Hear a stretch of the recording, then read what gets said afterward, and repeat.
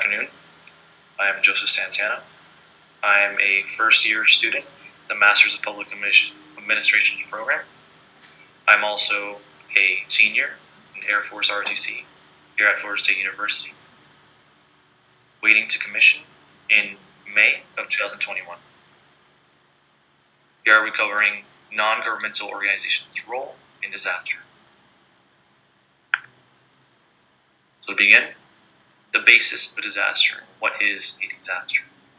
So to understand, definition of disaster coming from FEMA, an occurrence of a natural catastrophe, technological accident or human-caused event that has resulted in severe property damage, deaths, and/or multiple injuries. So there are two types of disasters in this situation. Are man-made and natural. Man-made include oil spills, such as the one in the Gulf, gas leaks, explosions, fire, and a nuclear meltdown, such as Chernobyl. There are also natural disasters, hurricanes, such as Hurricane Katrina, tornadoes, floods, wildfires, earthquakes, and others. So, these disasters have major impact and effects on society. They result in extreme loss of property, extreme loss of life in many instances, economic loss ranging from millions to billions of dollars, mass food shortages and supply shortages such as medical supplies. They cause great devastation at times if response is not adequate. Now, what are NGOs, or non-governmental organizations? And NGOs cover a broad aspect. So there are many things covered in NGO. They range from churches to social clubs to charities. There are some notable NGOs. The American Red Cross, one that we'll cover later on. They're one of the most impactful NGOs in the world. Also religious institutions, such as the church. Universities are also NGOs. A critical example of this is in response to the global pandemic, where universities have set up testing centers and have assisted in tackling the pandemic.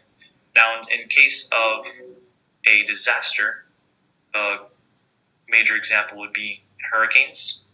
At times, universities provide shelter, and this is especially important in times of hurricanes, such as here at Florida State. For 1 year, students were allowed to park their cars in the garages, so they did not have to be impacted by the storm. So, what role do they play in disaster? Some roles are shelter, food, supplies, financial assistance. There are some NGOs that actually provide financial assistance to those who have been impacted by disasters. Also, assistance in structural repairs. This is either done by manpower or by finances as well. Good example of these, especially the shelter, not only are universities but also the church. A lot of people seek the church during these times and for shelter, especially post disaster aftermath, if they need a place to rest, and other places are open. Now, the importance of NGOs. They provide extra help to government agencies. They fill in the gaps where agencies are needed. And an example of this is crisis counseling. While agencies and other players in emergency management are taking part in responding to a disaster, some NGOs step in and provide things like crisis counseling, especially if someone lost a loved one, if they lost their home, lost someone important to them, provide such things as crisis counseling. So the American Red Cross is one of the most notable NGOs. They were founded in 1881. They assist with preparation of disaster and the relief efforts, so both pre and post disaster. Provide training for disaster response. They have certificates on their website that people are able to attain. They provide blood services.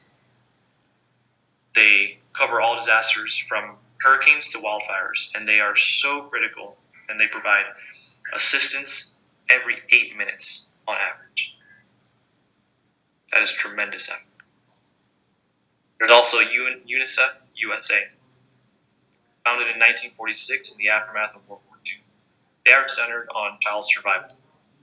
Children are the main part of their mission. On average, they respond to 300 humanitarian situations a year, many ongoing, and have assisted worldwide in floods, hurricanes, and many other disasters. Overall, NGOs provide a critical part in the response to disasters, both man-made and natural. Thank you for your time.